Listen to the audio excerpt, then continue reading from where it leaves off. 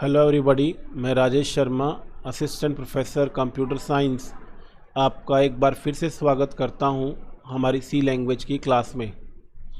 आज की क्लास में हम ये जानने की कोशिश करेंगे कि आखिर जो सी लैंग्वेज के जो प्रोग्राम है उनका पूरा कंपाइलेशन प्रोसेस। अब कंपाइलेशन तो उसमें एक टर्म है, बट कंपाइलेशन प्रोसेस का मतलब मेरा यहाँ पे कि प्रोग्राम जब आप लिखते हैं, कोड करते हैं, उससे लेके उसके फाइनल एग्जीक्यूटेबल कोड यानी EXE बनने तक के पूरे प्रोसेस से है। तो उसमें हम देखेंगे कि विभिन्न स्तरों पे किस प्रकार से फाइलें जो हैं वो एक फॉर्मेट से दूसरे फॉर्मेट में ट्रांसलेट होती हैं और किस प्रकार से वो आखिर जो है वो एक फाइनल EXE बनती है। तो पहले अगर हम जनरल कंसेप्ट की बात करें तो प्रोग्रामिंग लैंग्वेजेस में, चाहे वो असेंबली लैंग्वेज हो, चाहे वो आपके हाई लेवल लैंग्वेजेस हो, उसमें जो प्रोग्राम हम लिखते हैं उसको हम सोर्स कोड बोलते हैं। और ये जो सोर्स कोड है वो आपका असेंबली लैंग्वेज में नेमोनिक्स के फॉर्म में था, और आपका अभी जो हाई लेवल लैंग्वेज में है वो काफ़ी इंग्लिश से मिलता जुलता होता है। लेकिन जो CPU या प्रोसेसर की समस्या है कि वो आज भी किसी भी लैंग्वेज को अदर देन उसकी खुद की पर्सनल मशीन लैंग्वेज, उसके अलावा किसी को समझता नहीं है। तो तरीका यही संभव है और यही होता रहा है कि जो सोर्स कोड है उसको ट्रांसलेट किया जाए जिस प्रोसेसर पे आपको चलाना है उस प्रोसेसर की मशीन लैंग्वेज में या उसके मशीन कोड में। तो ट्रांसलेटर एक तरह का सिस्टम सॉफ्टवेयर है जो आपके लिए ये काम करता है। अब असेंबली लैंग्वेज में ये जो ट्रांसलेटर है उसको हम असेंबलर बोलते थे। उसके बाद हाई लेवल लैंग्वेजेस में जब हम आए तो इस सिस्टम सॉफ्टवेयर को हम कंपाइलर और कुछ खास परिस्थितियों में इंटरप्रेटर कहा जाता है। असेंबलर और इंटरप्रेटर में थोड़ा फ़र्क होता है। तो वो ये होता है कि जो कंपाइलर होता है वो आपका पूरे सोर्स कोड को एक साथ ट्रांसलेट करता है। मतलब कि अगर एक भी एरर कहीं पे भी है ट्रांसलेशन के दौरान तो वो उसको ट्रांसलेट नहीं करता है, यानी उसका जो है मशीन कोड क्रिएट नहीं करता है। जबकि इंटरप्रेटर जो होता है वो लाइन बाय लाइन का कंपाइलेशन या लाइन बाय लाइन ट्रांसलेशन जो है वो करता है, और उसमें आपका जो है वो साथ में एग्जीक्यूशन भी जो है लाइन बाय लाइन जो है वो CPU से करवाता है। यानी कि एक दो लाइनें या कुछ ग्रुप ऑफ लाइंस उसने ट्रांसलेट करी और उसके बाद उसको एग्जीक्यूट करवाया CPU से। देन अगेन फिर वही कुछ लाइनें ट्रांसलेट, एक दो लाइनें, कई बार एक लाइन भी हो सकती है, कई बार एक से ज़्यादा लाइन्स भी हो सकती हैं, बट वो उसको ट्रांसलेट करता है, देन एग्जीक्यूट करवाता है CPU से। लेकिन कंपाइलेशन में जो है वो ऐसा नहीं होता। जो कंपाइलर है, पर्टिकुलरली कंपाइलर टर्म है, वो तब इस्तेमाल होता है जब आपका पूरा प्रोग्राम, पूरा सोर्स कोड एक साथ एरर चेक होता है एंड देन मशीन कोड में कन्वर्ट होता है। तो ये जनरल कंसेप्ट है किसी भी आपके हायर लैंग्वेजेस में, मतलब आपके असेंबली में और या आपके हाई लेवल लैंग्वेजेस में अदर देन मशीन लैंग्वेज, ये प्रोसेस फॉलो करना पड़ता है। अब हम जो बात करेंगे वो बात करेंगे कि सी में। हालांकि सी में कोई जो है वो बहुत कोई नई चीज़ नहीं है, उसमें भी कुछ ऐसा सा ही प्रोसेस है, लेकिन उसके अंदर जो है वो हमको ये देखना पड़ेगा कि कुछ और जो स्टेप्स हैं, जो कुछ और स्टेप्स का मतलब ये है कि ये जो सिंगल स्टेप में ट्रांसलेशन बताया वहाँ सी में सिंगल स्टेप में ये ट्रांसलेशन नहीं होता है।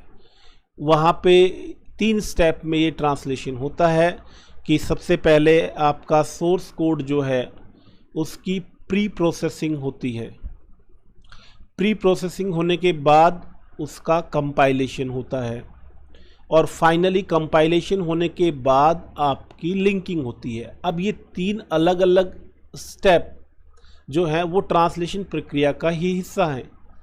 ठीक है, दोनों तीनों का थोड़ा थोड़ा जो अपना अपना रोल है वो हमको देखना है, और ये भी देखना है कि किस तरीके से जो इनिशियल हमारी जो सोर्स कोड फाइल है, जो हमने सी प्रोग्राम जिसमें लिखा है, वो किस तरीके से इस प्रक्रिया के तहत बदलती है, किन फॉर्मेट से होके गुजरती है।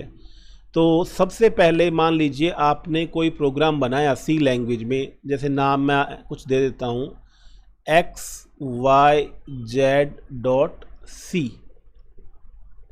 ठीक है, या सिंपली आप जो है वो सोर्स कोड भी कह सकते हैं कि आपका जो है ये सोर्स कोड है, सोर्स कोड, और नाम ब्रैकेट में मैं ऐसे ही xyz.c ले लेता हूँ, क्योंकि C का सोर्स कोड जो होता है उसका एक्सटेंशन .c होता है। तो कोई भी फाइल आप बनाएंगे, क्रिएट करेंगे, प्रोग्राम लिखेंगे, उसका एक्सटेंशन आपको .c देना होता है। अब इसमें सबसे पहले जो ट्रांसलेशन प्रक्रिया में सबसे पहले जो सॉफ्टवेयर काम आता है वो होता है प्री प्रोसेसर।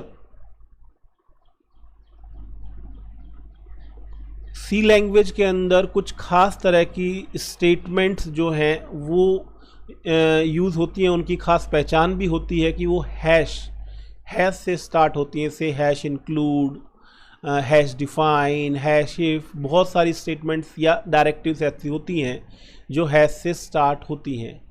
और सबसे पहले जो है वो ट्रांसलेशन प्रक्रिया में उनको एक्सपेंड किया जाता है। एक्चुअल में ये फाइंड रिप्लेसमेंट जैसा वर्क होता है कि जहाँ पे एक चीज़ को दूसरी चीज़ से रिप्लेस किया जाता है। तो आपका जो है प्री प्रोसेसर जो है वो ये काम करता है, जहाँ कहीं भी आपने प्री प्रोसेसिव डायरेक्टिव ली है तो ये उसको उसकी डेफिनेशन से क्या करेगा, रिप्लेस कर देगा, या हैश इंक्लूड किया है तो उसको जिस फाइल को आपने इंपोर्ट किया है, इंक्लूड किया है, उसके कंटेंट से उसको रिप्लेस कर देगा। तो सबसे पहले आपका जो है वो आपका ये प्री प्रोसेसिंग होती है, जो कि प्री प्रोसेसर नाम का एक सॉफ्टवेयर जो है, जो एक तरीके से ट्रांसलेशन प्रक्रिया का ही पार्ट है, वो ये करता है।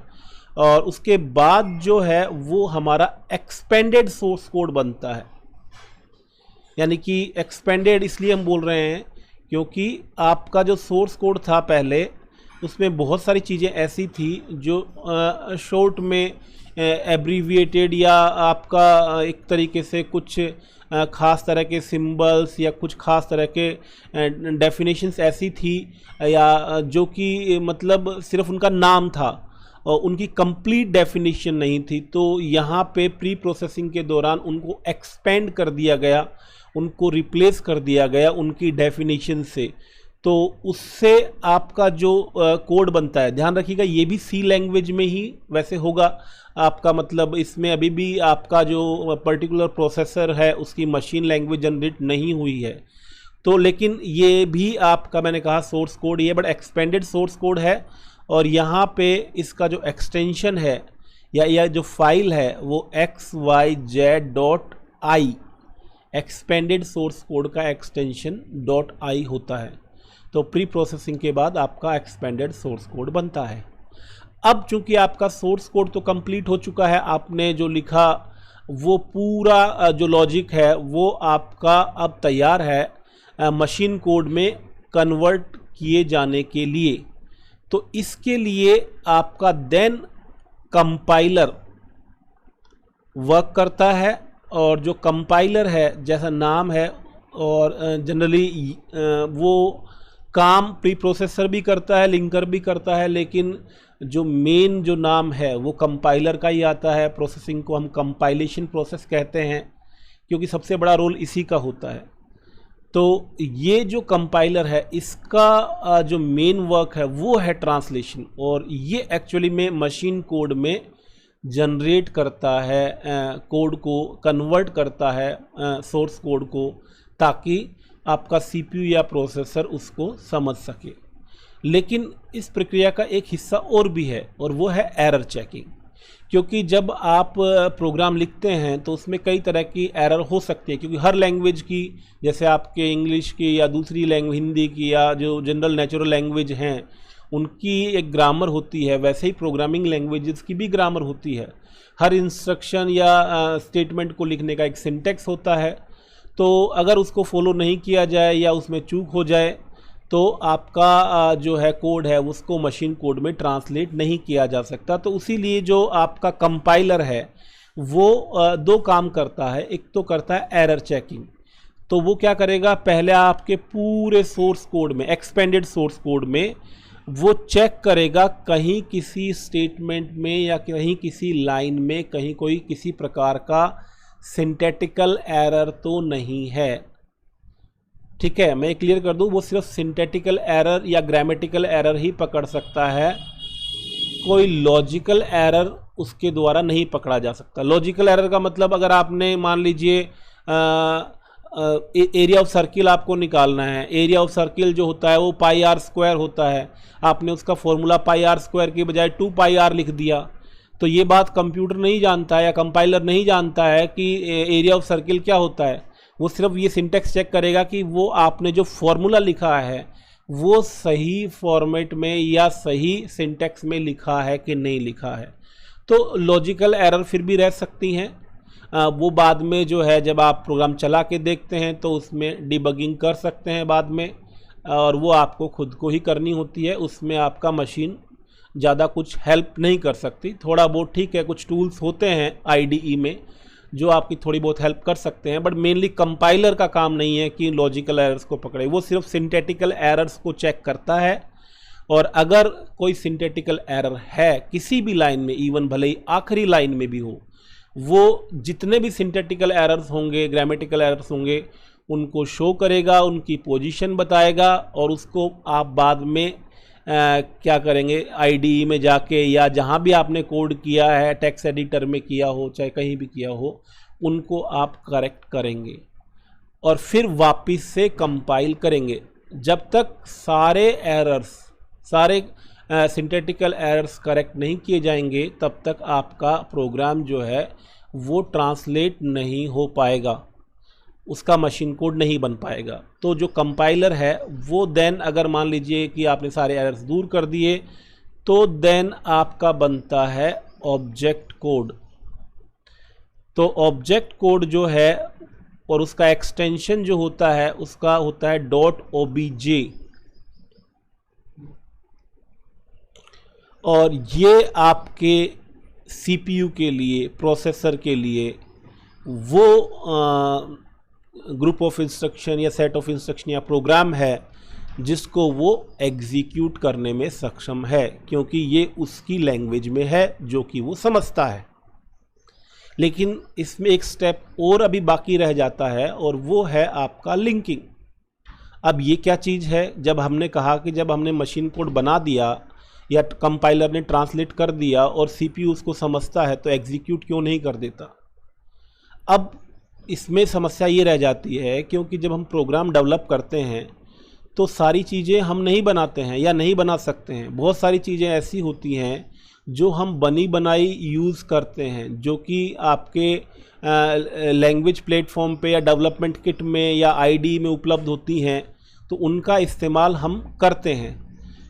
जैसे लाइब्रेरी फंक्शंस हैं या और भी कई तरह की जो चीज़ें हैं जो आपके, जिसका कोड जो है हमने नहीं लिखा है, वो कोड ऑलरेडी जो था वो आपके डेवलपमेंट किट में अवेलेबल था।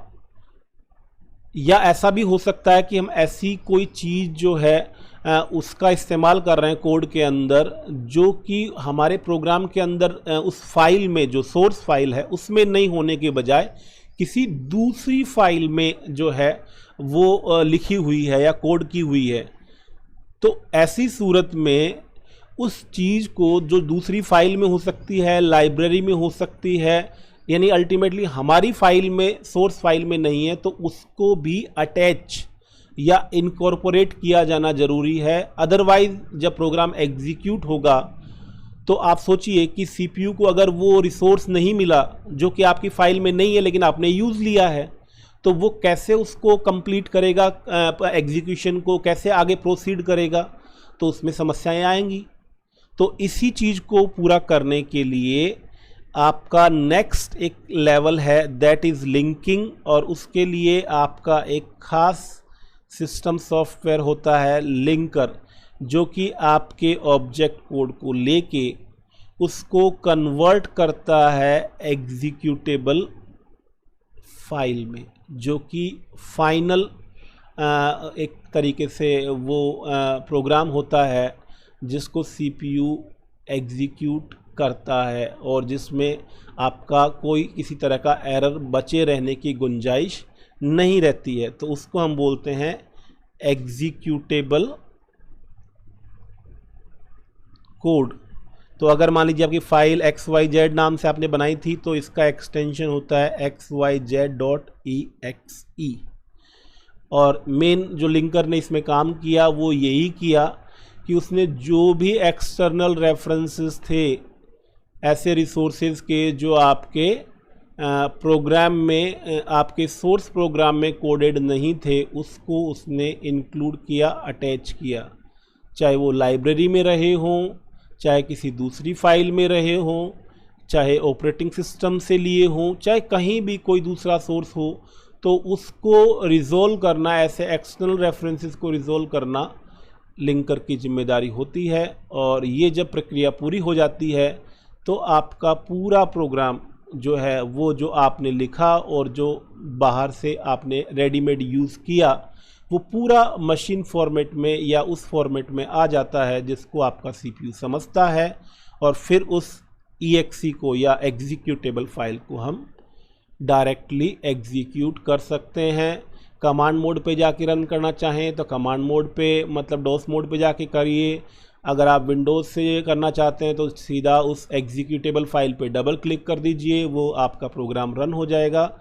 तो ये एक पूरी प्रक्रिया होती है सी लैंग्वेज के अंदर कि किस प्रकार आप एक प्रोग्राम जो है इनिशियली लिखते हैं, जिसको हम सोर्स कोड कहते हैं, और वो फिर किस तरीके से सोर्स कोड से एक्सपेंडेड सोर्स कोड, देन वो ऑब्जेक्ट कोड, एंड फाइनली आपका एग्जीक्यूटेबल कोड में कन्वर्ट होता है। और इनमें जो आपके विशेष जो आपके सॉफ्टवेयर काम करते हैं ट्रांसलेशन प्रोसेस में, जिनको हम प्री प्रोसेसर, देन कंपाइलर और लिंकर कहते हैं, और सबका अपना अपना स्पेसिफिक रोल होता है। और इस दौरान जो फाइल के फॉर्मेट का ट्रांसलेशन है वो भी आप देख पाए होंगे कि जैसे अगर आपने file initially no doubt .c extension से ही बनाएंगे, से xyz.c, लेकिन बाद में वो कैसे प्री प्रोसेसिंग के बाद xyz.i बनती है, देन कंपाइलेशन के बाद कैसे वो xyz.obj बनती है, और फाइनली वो लिंकिंग के बाद xyz.exe बनती है, जिसको कि CPU एग्जीक्यूट करने में सक्षम होता है।